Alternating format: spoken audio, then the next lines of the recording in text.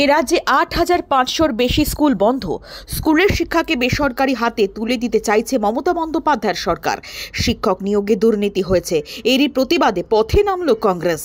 প্রথম আমাদের যেটা দাবি সেটা হলো ৮,৫০০ স্কুল টোটাল বন্ধ হয়েছে আমাদের পুরো রাজ্য জুড়ে। সরকারি স্কুল এবং সরকারি অনুদানপ্রাপ্ত স্কুল কেন বন্ধ হয়েছে, কেন শিক্ষার্থীদের ঘাটতি আছে, এটা নিয়ে একটি কমিটি গঠন করে সরকারি স্কুলের পরিমাণ বাড়ানো হোক এবং বেসরকারিকরণ ইমিডিয়েটলি বন্ধ করা হোক। কারণ এতে করে আরো বেশি ছাত্র ড্রপ আউটের সংখ্যা বাড়বে এবং যারা নিম্ন মধ্যবিত্ত পরিবারের তাদের জন্য শিক্ষাটা বোঝা হয়ে দাঁড়াবে। এটা আমাদের প্রথম দাবি। দ্বিতীয় দাবি হলো যে ছাত্র সংসদ নির্বাচন দীর্ঘদিন ধরে বন্ধ আছে। যদি ছাত্র সংসদ নির্বাচন বন্ধ থাকে তাহলে ইউনিয়ন রুমগুলো খোলা আছে কেন? তাহলে ইউনিয়ন রুমগুলো বন্ধ করতে হবে।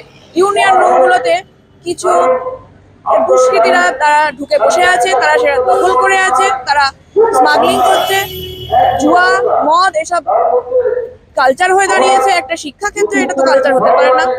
তারা যেভাবে থ্রেটনিং দিচ্ছে বিভিন্ন শিক্ষার্থীদের, এটা কখনোই মানা যায় না এবং এটা ইমিডিয়েটলি বন্ধ হয়। ছাত্র সংসদ নির্বাচন করুন, নয়তো ইউনিয়ন রুম বন্ধ করুন এবং টোটাল তাহলে পলিটিক্স ওখান থেকে বের করে দিতে হবে। এবং সেখানে কিন্তু এই যে শিক্ষার বৈরিকীকরণ যেগুলো হচ্ছে, বিভিন্ন কখনো রাজ্যপাল একজন বিজেপির মাথাকে ঘোরাচ্ছে, আবার মুখ্যমন্ত্রী অন্য হবে, সেখানে একজন তৃণমূলের মাথাকে ঘোরাচ্ছে। এই রেষারেষি বন্ধ হোক।